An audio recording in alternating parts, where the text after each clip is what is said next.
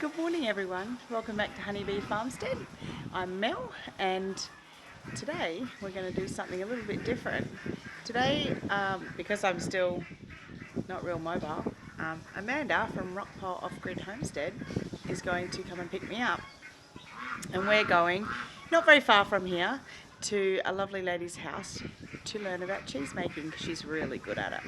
So her name's Sharon and we're going to introduce you when we get there.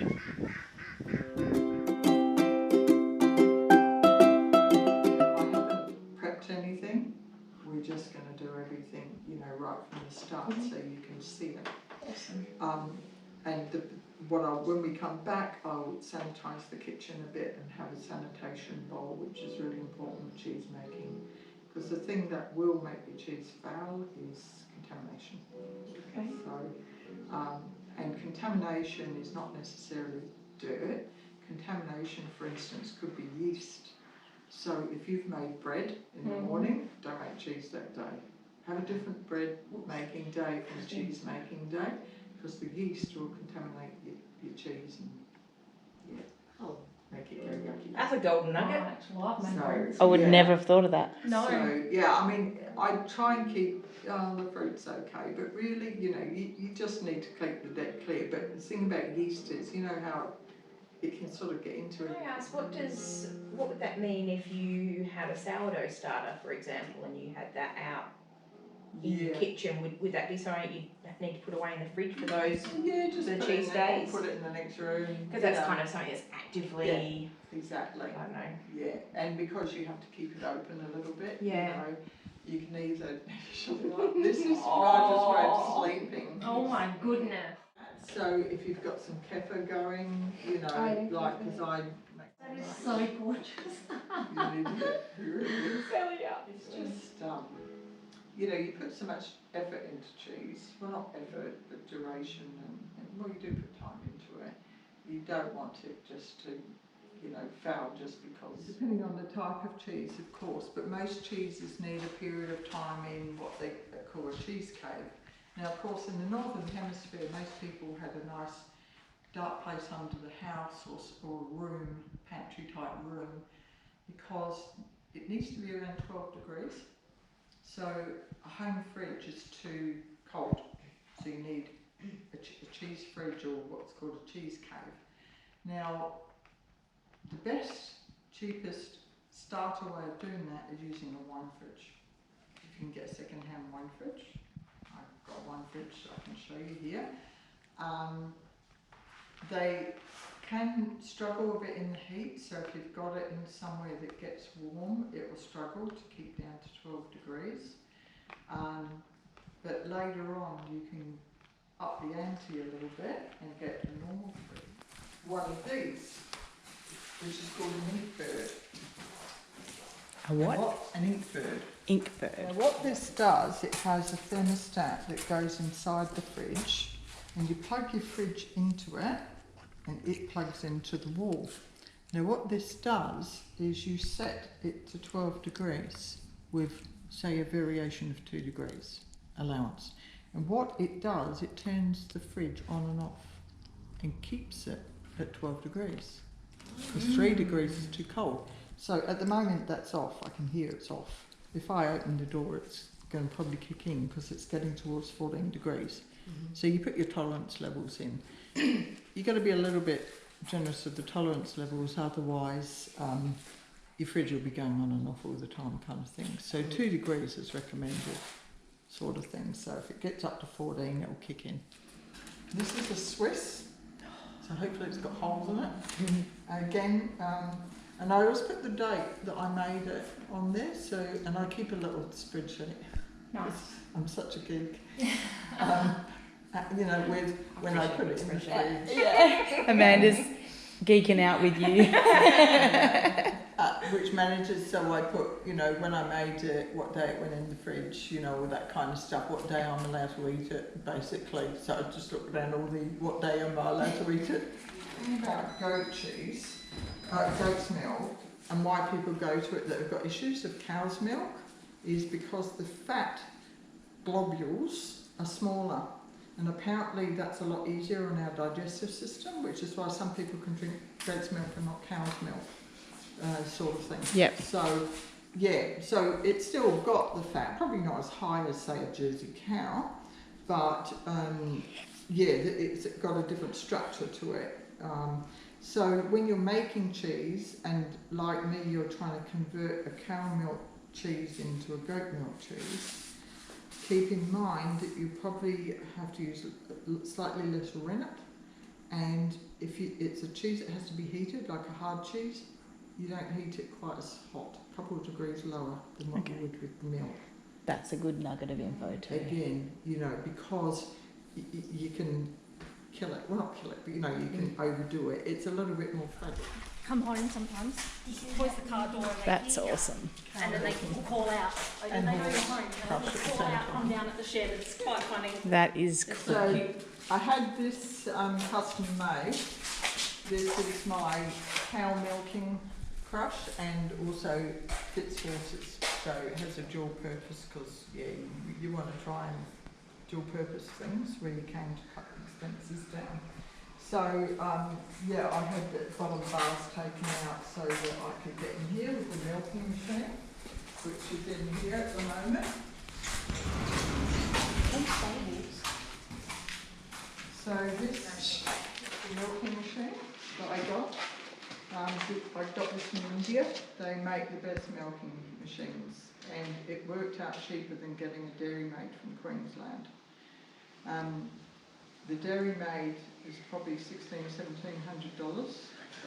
This cost me $600 plus $550 straight from India. And It looks like an easier it machine is to much clean. easier. And not only that, the dairy maid is 59 kilos. This is 29 kilos. Okay. Big difference when you're trying to lug this stuff out. Kissan dairy in Bangalore. But over there, you see, because they're Hindu, it's all about dairy over there. So they make the best dairy machines, you know. And they send, you know, they keep sending me videos. If I get stuck when I was building it, I'd say, where does this go? Or I can't figure this out. They'd actually take a video of them building it and send it to me on WhatsApp. So they were so helpful, you know, like for making sure that I got it going. So the whole lot came from there? Yeah. Even that green, aqua green bit? Okay. Yeah. So this is what we call a vacuum system. It's a little electric box, which is basically sucking air out of that canister and pushing it out.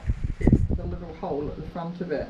So what it's doing is it's creating a vacuum inside that canister.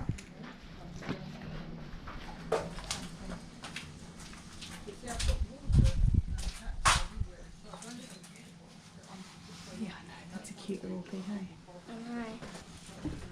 Like looping thing. Fridge. Because you will need room for all the milk. And I keep the carrots in there because the goats need carrots to keep them placated while you are Yes. milking them. You know, goat or cow, you've got to either feed them a lot, which you can do, but also carrots help to just keep them a little Slows them still. down. Yeah, they're preoccupied, so they don't fidget and think about all the other things they want to do. Right, so equipment. Now, the first thing you need, not that, is a really big pot. If you're doing a video, I'll just take that down and you have a little more space. So this is a 10-litre pot, and I find this is great because most recipes have 8 litres of milk in them. So it's just a perfect size to use for your milk. I also, and I'll show you, I'll use this later, it has a kind of a built-in colander type thing, because then you don't have to do everything over the like one of the sinks with some hot water, or it can be cold I suppose.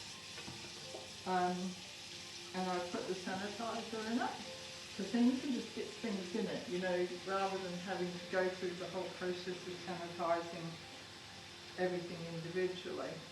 You know, you can just have this here and it's kind of handy because everything can then get dipped in it. Now what you also need is something to stir your curds, and a big paddly type spoon like this is great. Now notice that everything is stained steel. A lot of these, I do have plastic spoons, you know, plastic type ones, but with stainless steel you can't go wrong with the sanitizing. Yeah, it's just a lot easier and less damage, that sort of thing.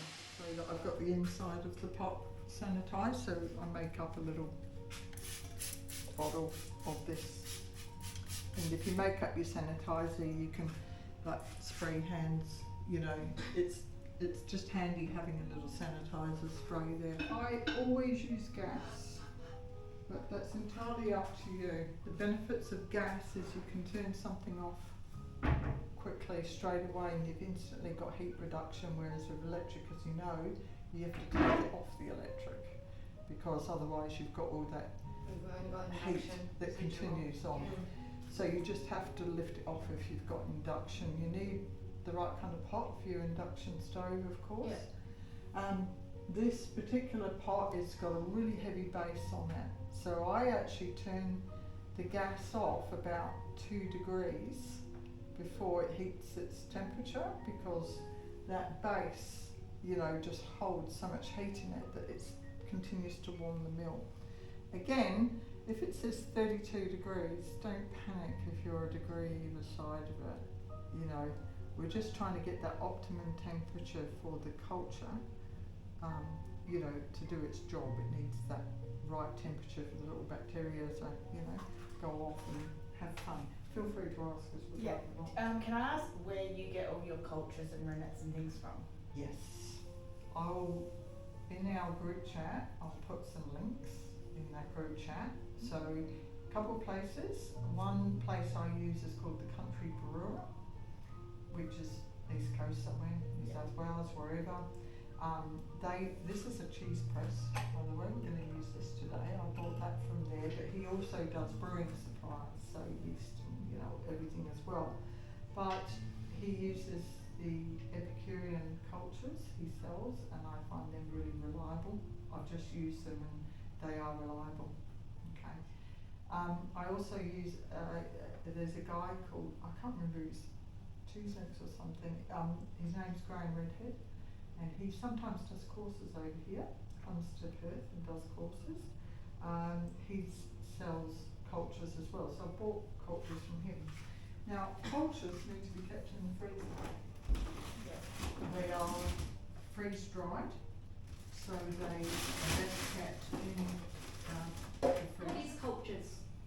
The culture is like the a thing bacteria? that gives, and it's the thing that gives the cheese the flavour. Is it like a live kind of? Well, they're frozen, so we've frozen. Yeah. So them. but then when you put them Yeah. into it, Yeah, it's they're like live. a live, like a Yes. yeast, like you. Yep. Okay. Yeah, it's like a yeast, which is Okay. why you don't want yeast in your Yeah, milk for the okay. same reason. So, you know, you usually get them in little sachets like that, because one sachet like that will do 50 litres of milk. So you just have to, or you can sometimes get them in little, I get these from Graham. So this one is my Floridanica, which is for making soft cheeses like camembert and stuff like that. But I'll show you how we use those in a moment. So there's all different ones for different. kinds of Different cheese. cheeses, different flavours. Yeah, okay. You know, so cheddars have certain flavours. Parmesan needs to use a culture called lipase, which is the one that gives it the smelly feet smell on cheeses. So, for instance, there's a culture that's using Swiss cheese, which creates the holes because it makes it quite volatile and it blows, if you know what I mean, and it creates all those little holes in it, sort of thing. I'll try not to get into too much technical jargon with these things because, But they're all created in the lab, right? These cultures are all natural cultures. They're all natural. These cultures come from, you know, Yeah, I don't know how they create them, but most cultures I think you find them natural rather than. Because I've read a bit about it, but not in you too can much look, detail. for instance, you can use your kefir starter Okay. to make cheese. Really? Yeah. Wow. Cheese is just really milk that's coagulated, and you can use lemon juice. Like, so if you made chev, which is the fresh goat cheese, you don't actually have to use a culture. I do, because I prefer a little bit of flavour in it. But you can just use citric acid or lemon juice. You just want the curds and whey to separate and get the curds out. So you can just use something very basic like that. Some people use, their kombucha culture, kefir culture, anything really that's actually going to cause that coagulation. I know the recipe, but I always double check the culture and the times, because they're the things that make cheese into a different cheese. Okay. Otherwise, your cheddar could end up being a Parmesan or something, Okay. But I actually typed all these out myself, because I actually watched a few YouTube videos and then worked out my own recipe, if you know what I mean, like just based, because everyone does it different. You'll find if someone makes cheddar, they all make cheddar slightly different. Okay. So we're not making a cheddar today, and the only reason for that is you have to do what's called the cheddaring process, and it's really long-winded. So, right, another piece of equipment we need is the thermometer, and they hook on the side of the pot, so you don't have to keep checking it all the time. Mad Millie's says something. Yeah. So, now Mad Millie's is interesting. Mad Millie's produce cheese making kits. So they give you all the stuff you need to make one type of cheese, if you know what I mean, a kit. They are great for people starting out. Yeah. Because you've got it all there rather than buying all the little different bits and pieces. Yeah. So this milk needs to go to 32 degrees. Right, so this is a thermophilic culture. Again, a quarter teaspoon, because of course if you're moving it from one packet to the other, you're going to transfer the wrong culture. And not every cheese has the same, mix of cultures. And it's always a flat spoon measurement. And you just tap the spoon and spread it over the top of it. Like. So do you do them in a particular order? Which one's that? The MA11. This is the mesophilic culture. And one thing to remember with your cultures is to wash a spoon in between, because you'll contaminate your other culture. So that again goes over the top. We're just going to leave that for about 2 minutes. Make sure it all goes in. Now we're just going to mix that culture in. So again, side to side and up and down, rather than round in a circle. I mean, you can do them round in the circles, but it's not really mixing it very well. So now what's going to happen is we're going to let this culture grow for about 30 minutes. Right, so we can have a cup of tea or a snack. So all we're going to do is put the half teaspoon of rennet into the quarter of a cup of boiled water.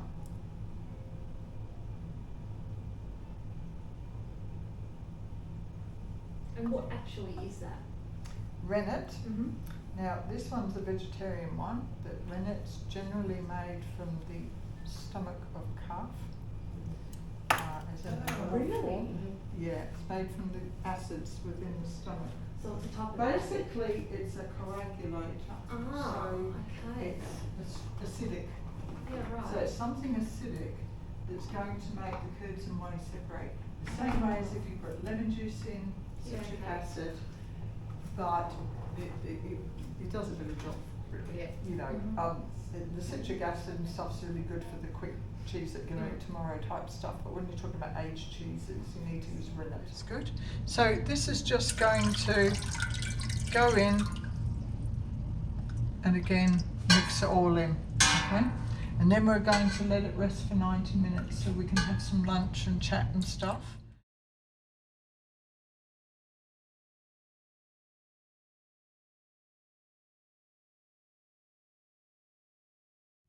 What we're looking for here is the separation of curds and whey. So you can see this. And what you need is what they call a clean break on the curds. So it basically means when I put the knife into the curd and separate, see how it splits like it's a clean line? That's called a clean break in the curd. That means it's ready. Okay. So yeah, when you cut it, you get like that, that clean cut. So what we're going to do now is cut the curd, because you want it into little cubes, basically. So what you do, you use a long knife and you start cutting lines all the way down to the bottom. Goat curd, we don't beat it up too much because it's a little bit more delicate than cow curd, so it doesn't like being Is that because of the size of the fat whisked. globules? Yeah, it doesn't like being whisked up, and which is why we're only cooking it for about 20 minutes. With when you make cheddar and you have to cook the curds, you usually cook it for about an hour. Break down the curd, you know, into little chunks, and I find a whisk easier than a spoon cutting it. A couple of people use whisks that I've noticed. So here, if you want to come and have a look, the cheese, the curds has started to sink, and that's just way at the top. There's the curds there. See? Oh, cool. Now what we've got to do is slowly just cook this for about 15 or 20 minutes. See how you can break it up using the whisk? You know, the big chunks, you can just split them. You don't want it into rice, you just want to have what they call walnut-sized chunks. We're just going to heat this for about 20 minutes. Break these little curds up and they'll get a little bit smaller, they'll shrink, and they'll get a bit more rubbery, I guess you could say, for want of a better word. Also with goat whey, it's not obviously as yellow, and it's a little bit more what I call murky than cow whey. The cow whey seems to be clearer but more yellow. Yeah. It's just normal. It's just you know, different kind of milk has a different kind of behaviour. That's why trying to, you know, make a cheese out of different milk. See, manchego, which is made from sheep's milk, you can make that out of goat milk, and you don't want it to knit at the bottom of the pot. You want it to be free and easy, because the next step is mixing it with salt, so it has to be mixed.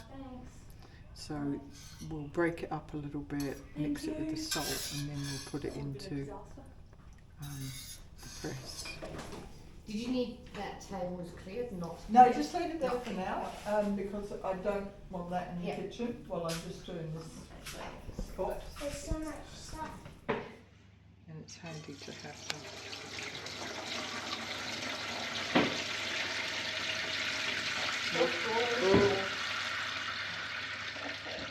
Great.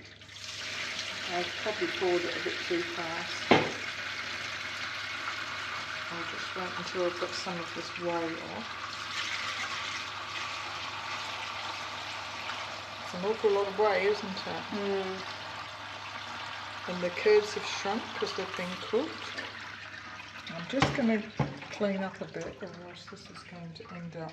I just want to get this cloth up, because sometimes with the colander, because the size of the holes, you know, you're losing a bit of the curd maybe. Yeah, actually that might be a better angle for you. So I'm just going to turn that a bit and make it easier.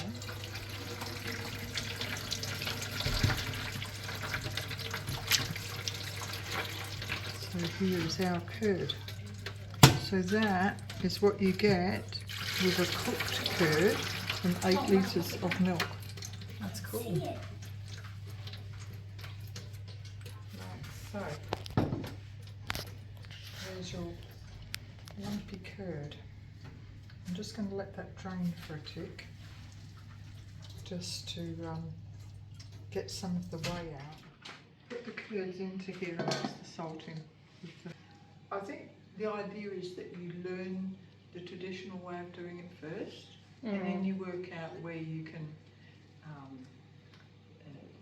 make shortcuts or improvise as such, because you know where you've got the room for the improvisation.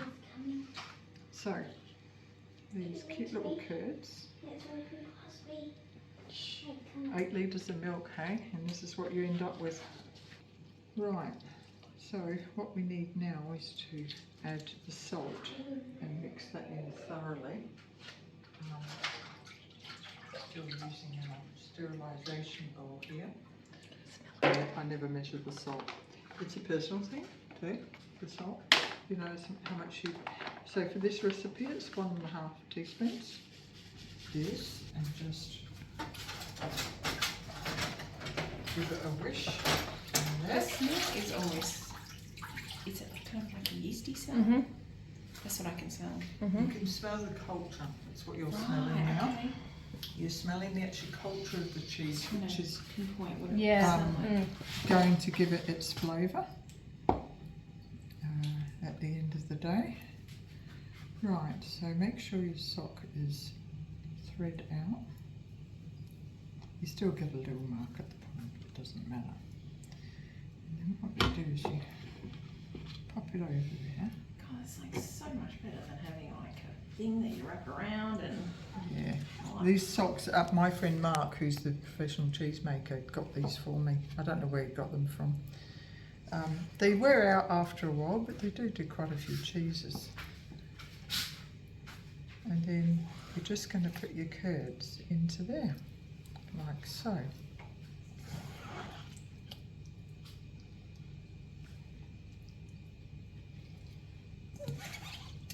And look at the way that's come out. Just while I've been playing around with it.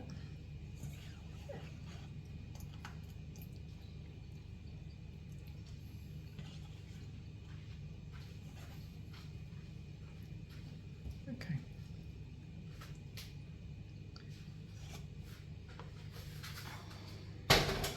Now the fun part. We need what's called a follower, which is this grey thing.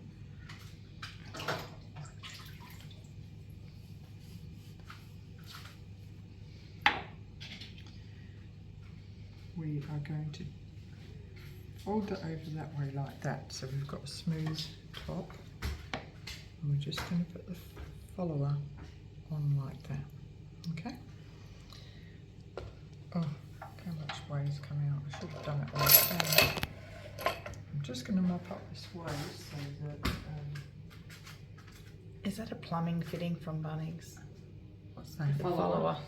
No, Looks like it. it does, doesn't it? I could make my own follower. When you buy the mould, if it's a mould for hard cheese like cheddar, which this is, or you get a follower with it. Generally, they, because you can't use one without one, if you know what I mean. Yeah, but obviously the soft cheese moulds, you don't get one because you don't use one for the soft cheeses.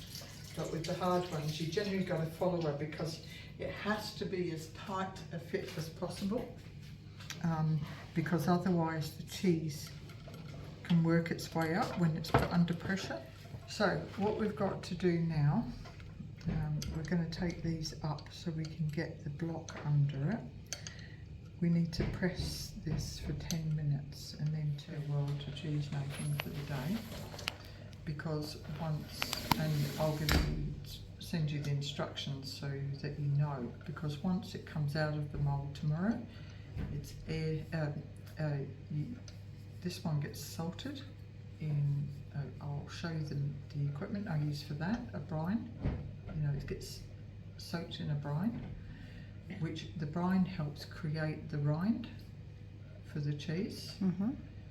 And then you air dry it for about 4 or 5 days, and then it gets it gets vacuum packed and he puts in the cheese cave. For how long?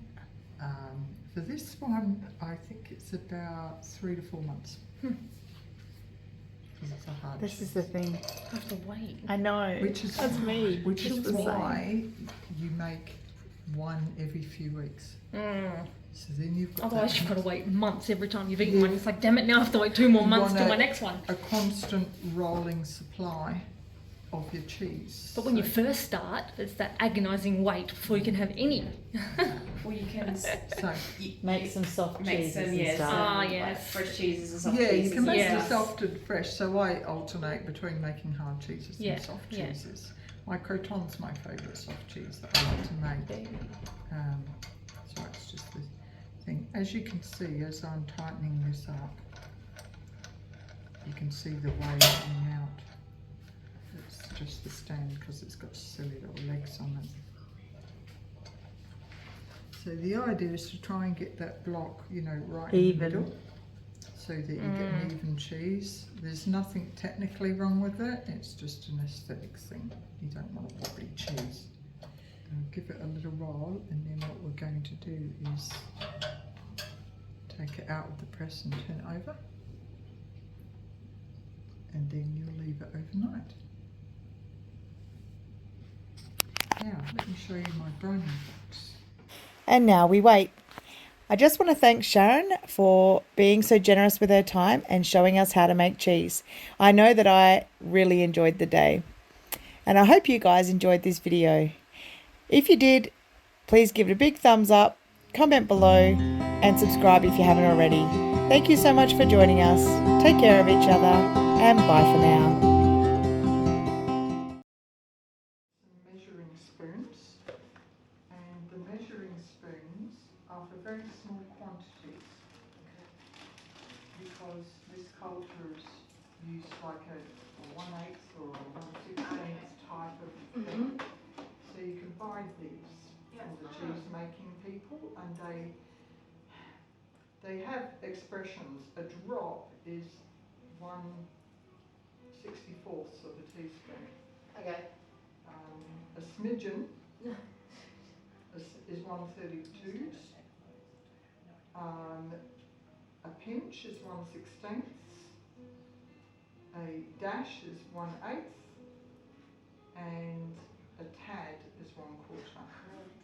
So if you need anything big more than that, then you can use your normal measuring spoons. Okay. But these are specifically for very small quantities. Keep a record of all the cheeses you make, and the ones that are successful, you'll then know what you did to make it successful, and then you'll recognise on one which says, oh, I left the milk out for an hour before I warmed it, or I didn't put it straight in the fridge after I milked the goat. You know, take notes on all this stuff, because they are fair indicators of where something went wrong. Just something that you did that you know you probably shouldn't have afterwards. Is there risk of something like that cross-contaminating other cheeses you've got uncovered in the fridge? Yeah, which is why I don't leave cheeses uncovered. Okay. Now, to some degree I say that, but some of the soft cheeses need to have their lid open for a while, because they get too moist in there.